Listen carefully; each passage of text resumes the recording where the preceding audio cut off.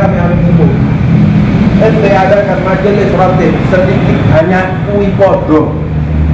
Sedikit itu lebih baik daripada banyak. Kenapa kalau sedikit lebih banyak? Ente itu akan lebih khusyuk, lebih huzur, lebih ente membacanya itu baik. Li khamsatun utfi biha haral waba'il hatimah al-Mustafa wal-Murtada وابنهما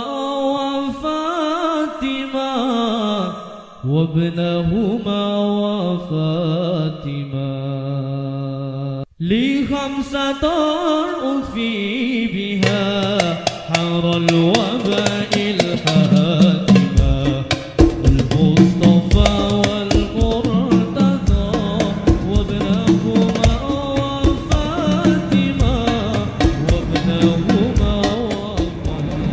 Awalnya itu ada memang di sini. Saya pikir sudah terlalu banyak majelis kan, sudah kita aja lah dengan lapangan. Subhanallahnya bisa bareng sama Habib Sepuh. Habib Sepuhnya adalah waktunya pun bisa sama, tidak ada janjian, tidak ada omongan, tidak ada janjian dalam sama Habib Sepuh. Tahu-tahu bisa sama malam Jumat bisa di selapangan, misalnya malam lebih juga. Sama sudah sama Habib Sepuh lebih juga. Kalau sudah takdir sudah gitu. Kalau bisa tidak harus ada janjian. Tak sengaja sudah ada janjian sama Habib Sepuh, tidak ada apa. Tahu-tahu sama waktunya sudah memang takdirnya nanti kita. Bahkan sampai sebelumnya sekarang aja ya, alhamdulillah baru mau keluar. Sebelumnya 30 tahun ini jalan kaki ke depan pintu rumah, wala kecuali sholat Jumat sama ada kematian. Takziah dia menghadir, beliau ini menghadir kematian, ada orang yang beliau kenal, baru beliau keluar dari rumah. Aku tahu karena jadi akhirnya tak melihat Habib Sepuh itu keluar. Karena kecipratan sini lah itu, muara cara betul kalau mau keluar itu ya. Misalkan adik belakang, alhamdulillah sudah ada Habib saya, ada Alwi yang mau keluar dan segala macam kita di dalam aja. Pasti ada kita ini ditolak, tidak diterima, dibenci dan segala macam itu sudah resiko dan harus dihadapi. Jangan cuma kita, Rasulullah dibenci sudah, ditolak sana, ditolak sini, disakiti sana, dilempar sini. Ya kita sebagai umatnya mau baru merasakan diomongin di tonggolnya, diomongin di orang lain misalnya yang nggak suka dengan apa yang kita jalankan, wes gertulo, wes mundur dari dakwah kita. Ya luput. Ya kita Rasulullah aja itu sudah disakiti, hampir dibunuh dan segala macam, tetap jalan. Yang namanya dakwah syiar illallah, berjalan di jalannya Allah, kita saat syiar itu pasti 1000% tanya orang demi. Banyak kita akan dihalang. Itu sudah sunatullahnya seperti itu. Sunatullahnya gimana? Banyak orang tidak suka kepada sesuatu yang mengarah kepada kebaikan. Karena apa? Orang itu ada di belakangnya saya. Enggak. Setan itu tidak mau orang itu masuk ke dalam jalur kebaikan. Nah, orang-orang yang hasad, orang-orang yang iri hati, kemudian orang yang membenci dengan apa yang kita jalankan, padahal kita ini apa yang kita jalankan? Mengagungkan Allah, mengesahkan Allah, mentauhidkan Allah dengan zikir-zikir yang ada di dalam kita berada. Tidak ada satupun yang nyeleneh, tidak ada satupun yang sesat yang kita jalankan ini di dalam kita berada. Tetapi ini tetap banyak yang musuh kita. Karena apa? Setan tidak akan membiarkan umatnya Rasulullah masuk ke dalam kebaikan. Umatnya Rasulullah mengingat Allah, umatnya Rasulullah mengingat Rasulullah itu setan tidak suka. Setan menempeli orang-orang yang bisa ditempeli untuk diberikan sifat hasad, sifat dengki, sifat daripada benci dan segala macam, tidak suka dan segala macam. Hingga apa? Menyebabkan benturan-benturan tadi ini. Cuma jangan kita mundur. Habib Sepuh itu tahun 83 itu apa? Tahun 80-an lah, pokoknya sebelum masuk, sebelum tahun 85, 86 sudah pindah di tempat yang sekarang ini. Rumahnya Habib Sepuh yang sekarang ini, itu pindah tahun 86. Sebelum itu sekitar anak kelas SD misalnya. Ya sekarang tahun 83an lah. Itu Habib Syekh sudah mulai daripada Syiah Ratibul Hadad. Maju terus, tidak mau pilih. Maju terus dari 2 orang, 3 orang maju. Itu Pak itu waktu kontrak, waktu itu masih kontrak.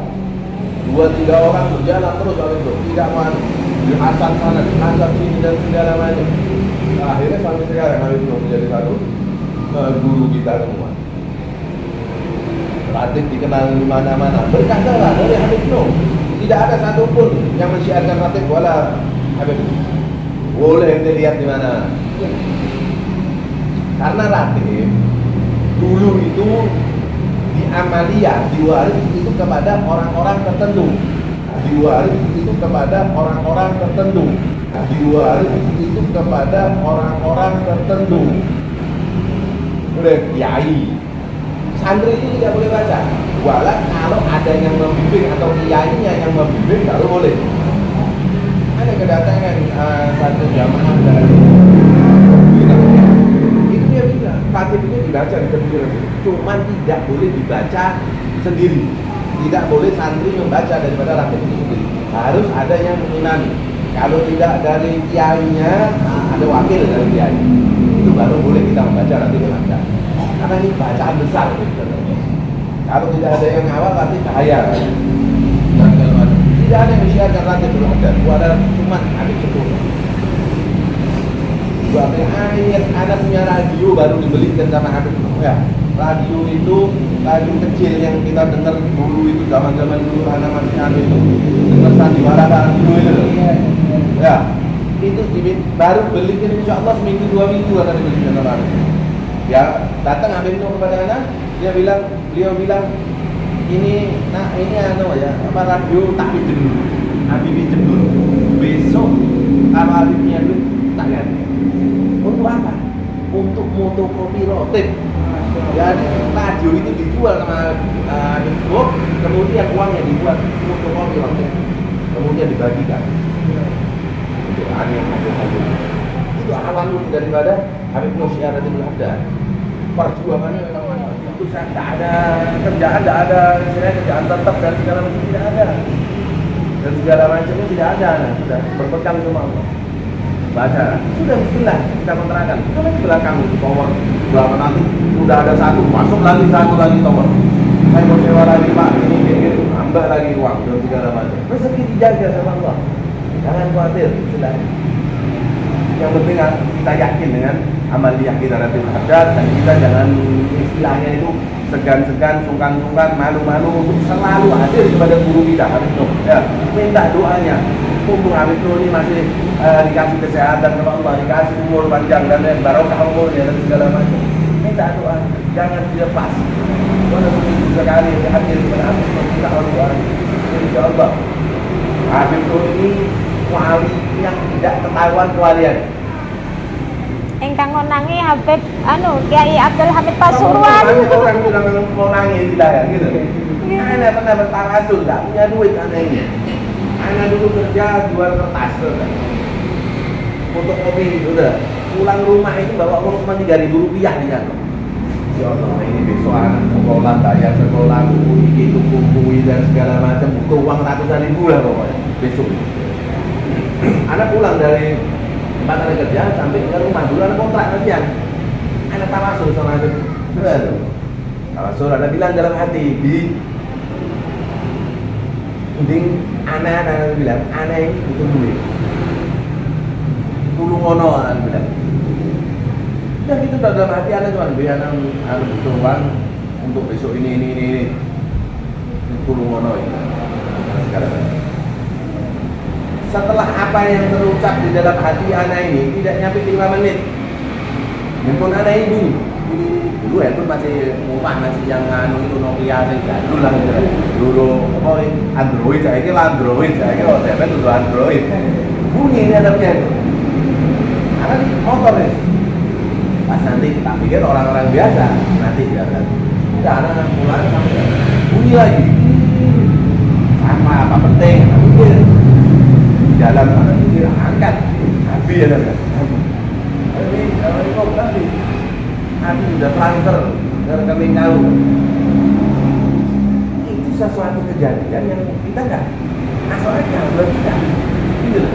Dengan kita mengucap tawassul kepada Habib Nuh, kemudian Habib menangkap perasaannya anak-anak itu bulus atau di mana dan segala macam, atau dikasih yang kuat buah minyak. Dan itu bukan cuma kalau mau bicara masalah kejadian-kejadian yang di luar nalar yang sedang istilahnya itu mengenai menyangkut daripada Habib itu banyak sekali, banyak jamaah, banyak dan kiai-kiai yang hadir sama dan segala macam menceritakan pengalaman-pengalaman. Masya Allah. Memang sekarang semua wali, Habib Abdul Haddad waktu masih hidup dia dikenal orang sebagai alim, terkenal soleh dan segala macam, tapi belum terkenal kewalian. Begitu beliau meninggal baru beliau diketahui kalau beliau ini memang kutub gitu loh. Binane Moro Kutub. Seperti yang dialami jamaah Munabir Sulawesi ketika mau membuat sumur, menggali sumur, itu ada isyarah lewat mimpi dituntun langsung sama Darul Habib Sepuh itu lokasinya di sini gitu. Qadarullah di luar perkiraan para penggali sumur itu sebelum target yang mau digali itu udah airnya udah melimpah, udah nggak sanggup lagi.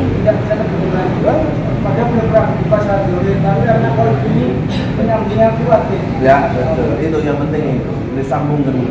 Kalau kita ini sudah mengangkat seseorang itu sebagai mursyid, sebagai guru, maka itu menolak daripada sambungan daripada seorang yang soleh yang sudah diangkat sama Allah sebagai seorang wali, itu dia tidak meninggal. Ya, aku berikan rezeki bahkan lebih banyak daripada semasa hidupnya. Itu kondisi-kondisi para wali-wali. Sampai jumlah dan ukuran anak tangga kan di sana model rumahnya panggung, Beb.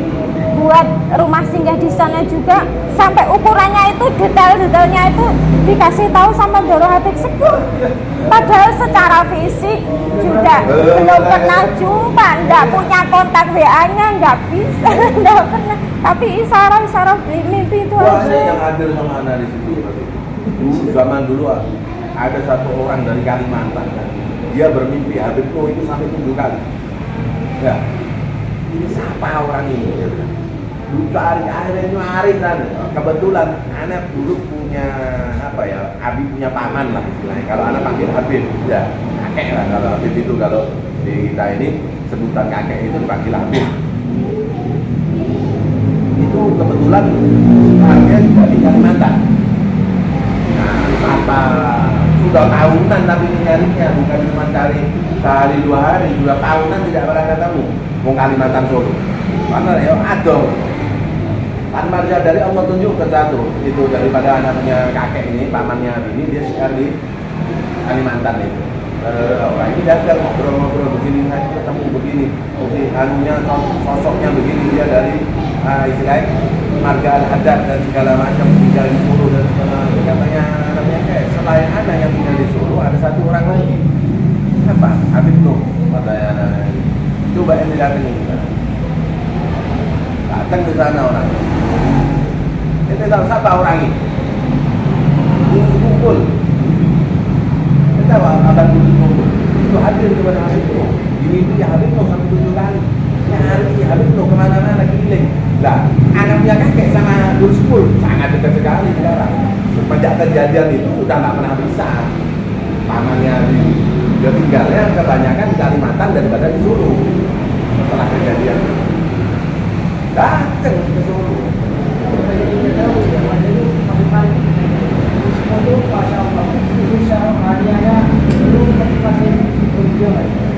Habib itu mau kenal mau kemana? Belum meninggalnya Habib Anis itu yang terakhir ketemu waktu. Karena Habib Anis manggil daripada Habib itu datang. Wah, sambungannya Masya Allah. Jadi guru sekumpul sudah pernah jumpa dengan Habib? Kan sebelum ada majelis tahun sudah apa ya? Jadi beliau yang mencari Darul Habib Sepuh. Sampai setingkatan dan bukan sama satu, banyak sekali. Padahal lagi ada mursyid Al-Haddad dari Hadramaut.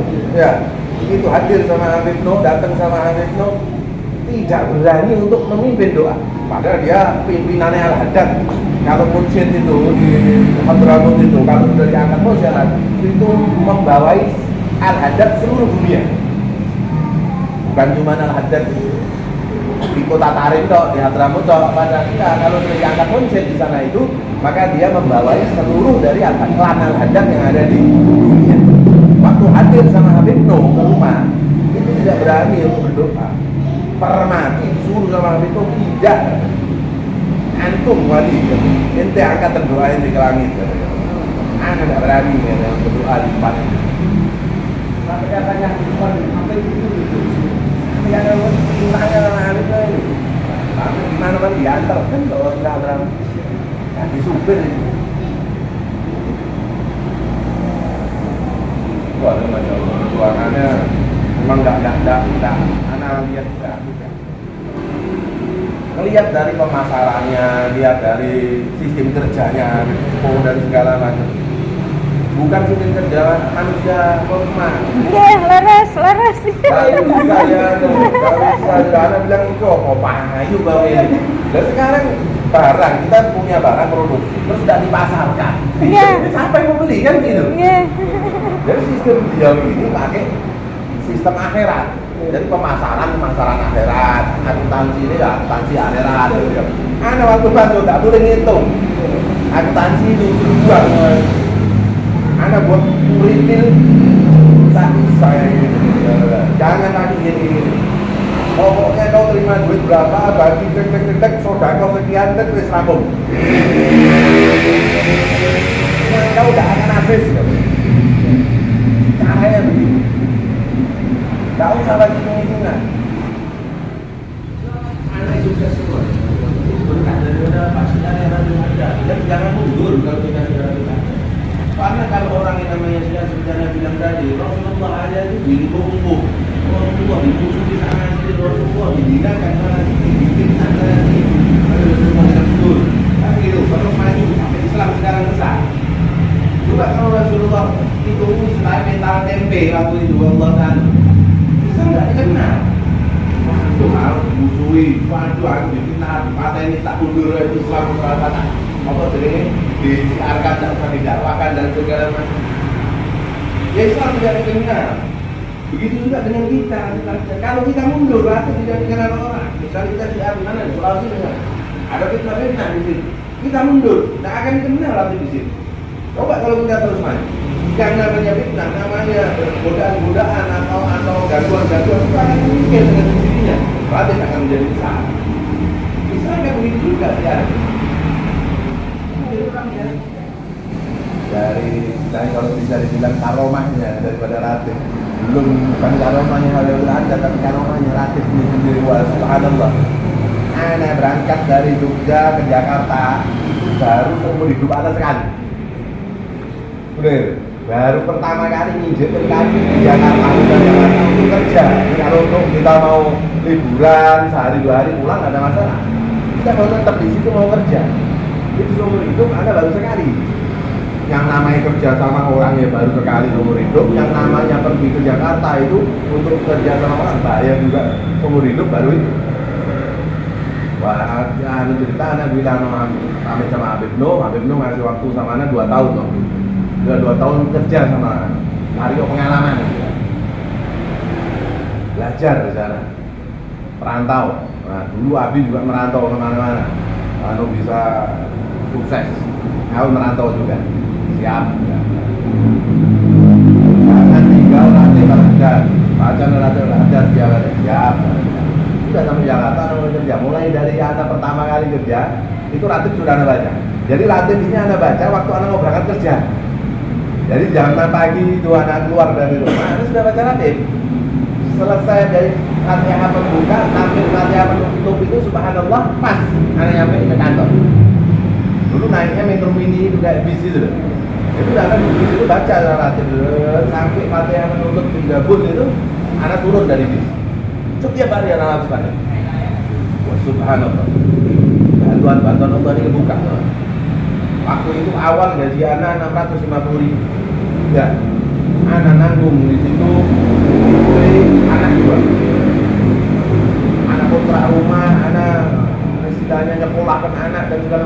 gaji 650.000 tahun 2001 apa 2002 atau 2002 gajiannya 650.000.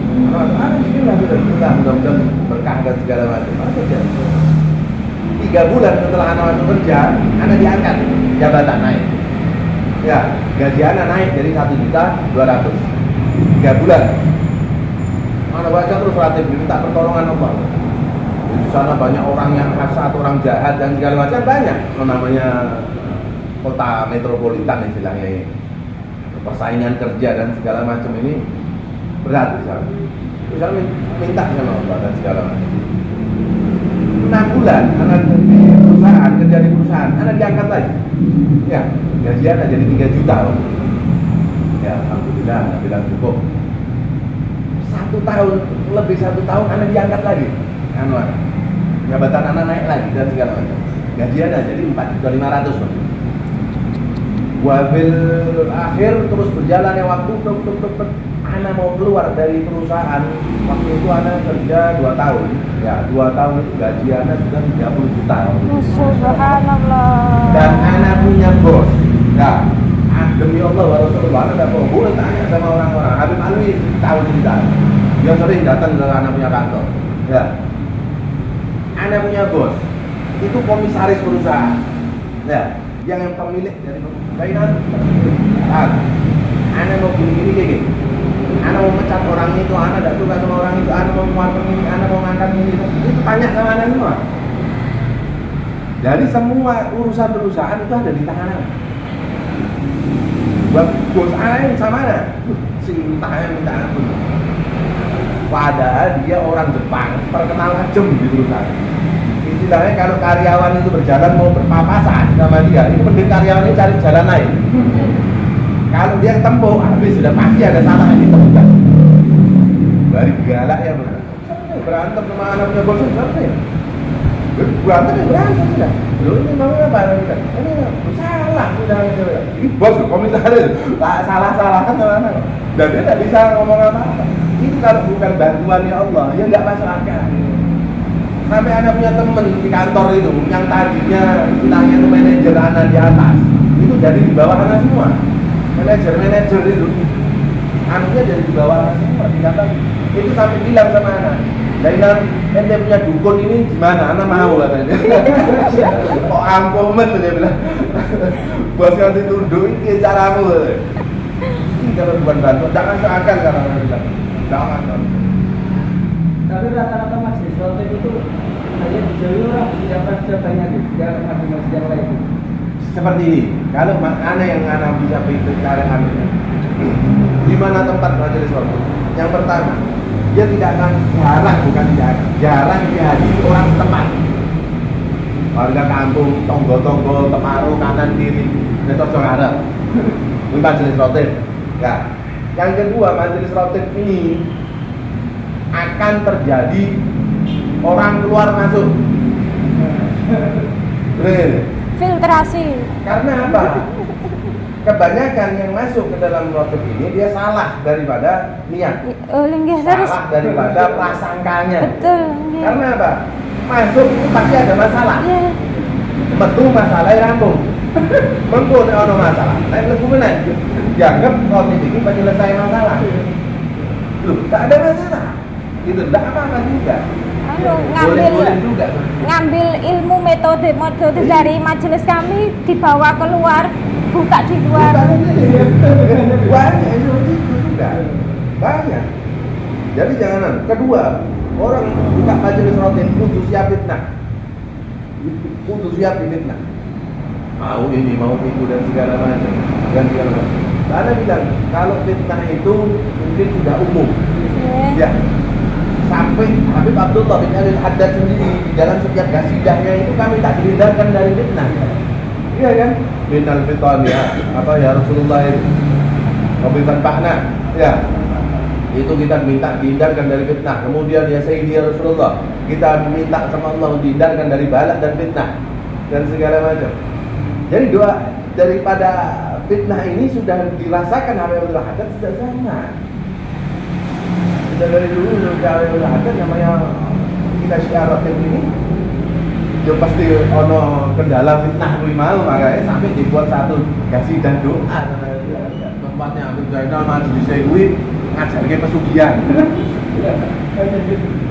Kan wong padha duwe duit kabeh mlebu kene. Oh ya wis metodene tak obahi. Dirubah sama metodenya, enggak? Ente harus ikhlas, ente harus lillah kalau mencari apa-apa kepada Allah dan segala macam, jangan mengharapkan balikan dan segala macam, anak kasihkan. Apa fitnah yang di luar? Mlebu majelis Habib Zainal gawe kiri. Wis repot. Jadi kita pakai metode apapun salah. Rasakan Salah tetap. Jadi Jadi biarkan aja kayak Habib Sepuh, mengke bae. Ora usah digagal gitu. Jadi kita ajarkan untuk pendalamannya yang paling jalan misalkan di otak bisa itu semua kita melakukan bulan ini. Iya itu.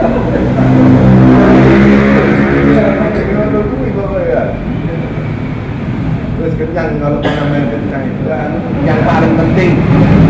Kenapa majelis Ratib itu terlalu penting? Ya bukan terlalu penting ya, oke yang rame ya oke kayak anu negara. Ada satu majelis tapi dia sedikit daripada jamaahnya, pengikutnya dan segala macam. Kalam dari Habib Al-Haddad itu jangan ada kalam. Yang pertama kalam dari Habib Al-Haddad. Habib Al-Haddad berkata, orang yang masuk ke dalam satu rumah untuk datang kepada majelis dan membaca ratibku, kata Habib Al-Haddad, itu adalah panggilan ratib itu.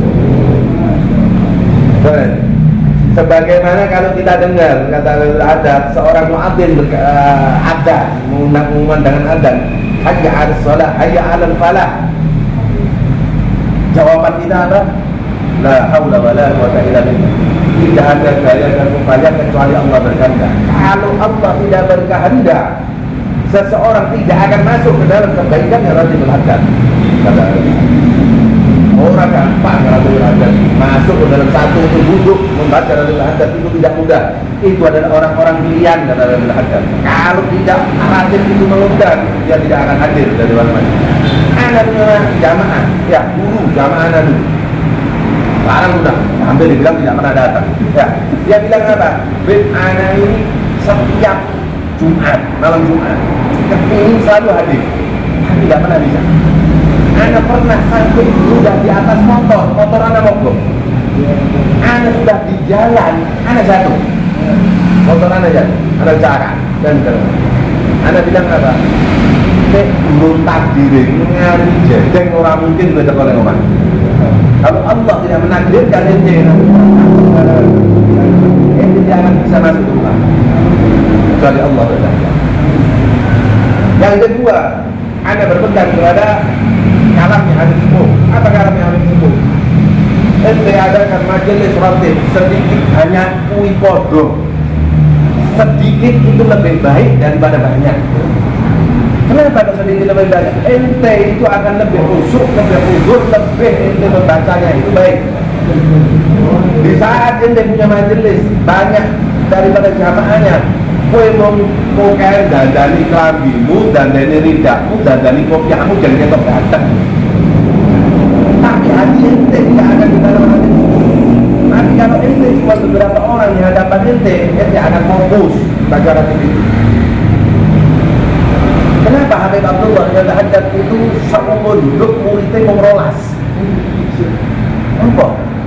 Padahal, akuntan Habib Al-Haddad dibanding sama di tingkat disejajarkan sama Syekh Abdul Qadir Al-Jilani, itu bisa sejajar bahkan lebih tinggi dari Habib Al-Haddad.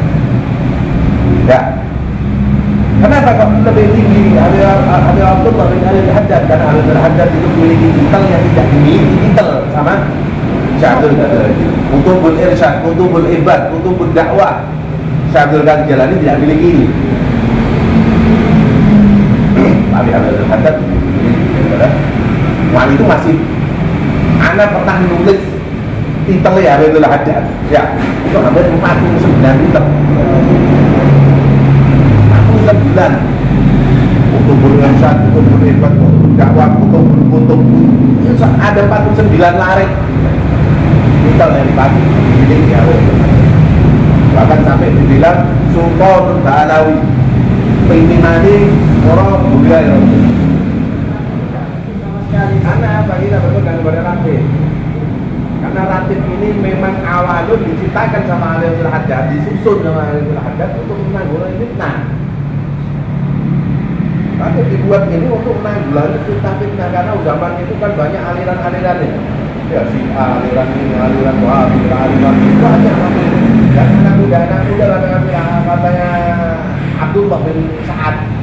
Ya, Abdullah bin Sa'ad ya. Abdullah bin Sa'ad ini yang pertama kali minta dituliskan ratib gitu.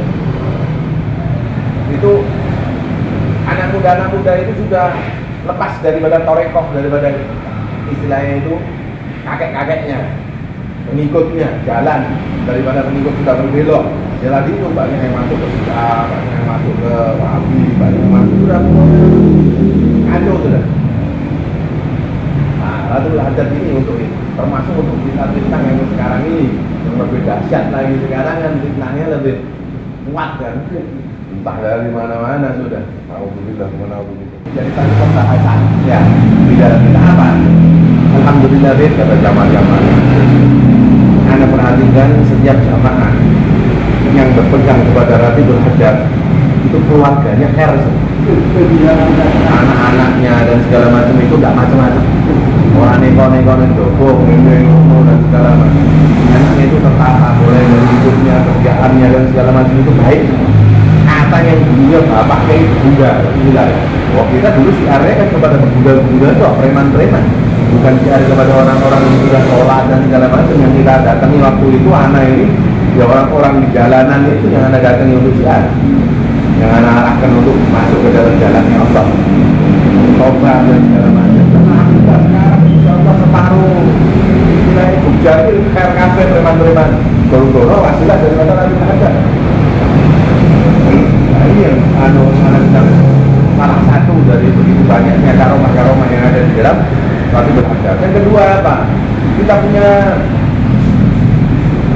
jamaah ini kan rata-rata orang awam, ya, abangan istilahnya, orang-orang jalanan dan segala macam. Bahkan badannya ini hatiannya apa kita?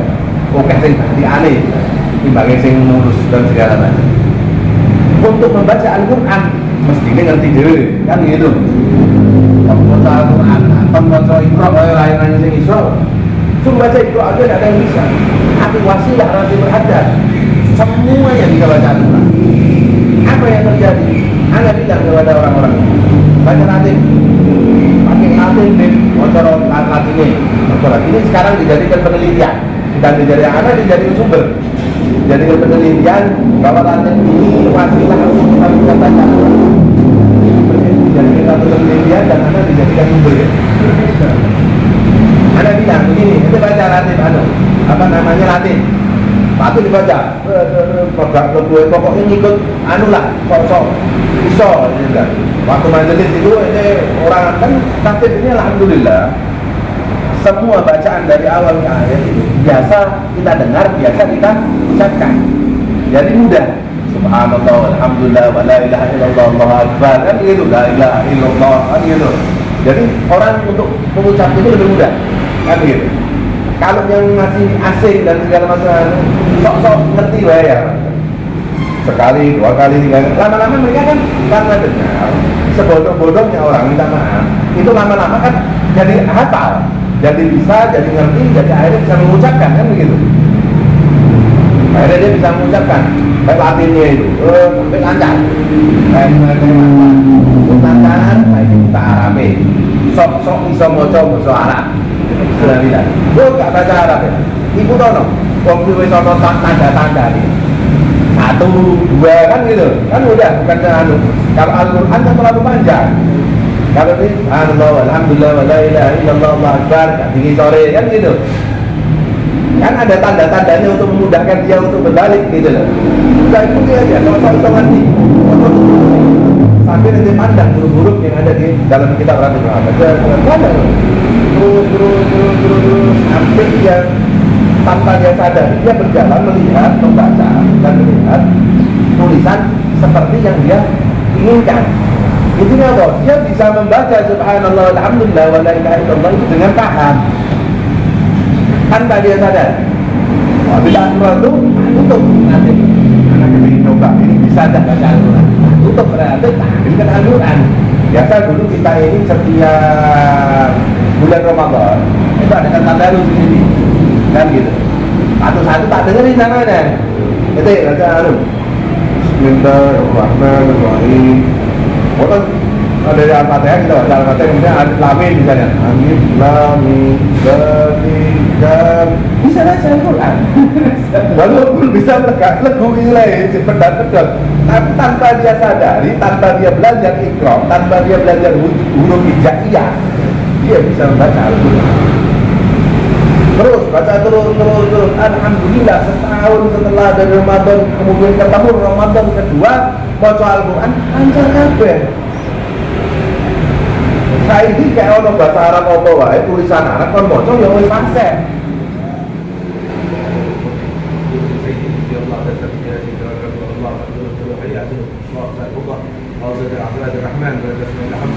يا طريق العجب أنا فرجل وأنزل وقرنا بما يقول الناس كن فيكون بسير تلك المسؤول وعلم كالمسؤول عليه وسلم. Monggo disebutkan hajatnya di dalam hati masing-masing.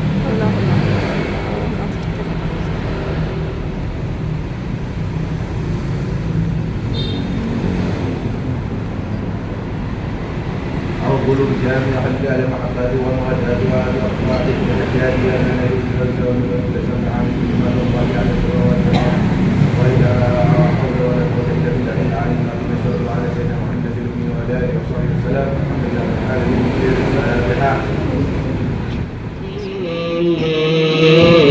السلام عليك يا ربيع شهدي وقلبي مبينا تساكنه ليس متجا إلى صوتي وعلى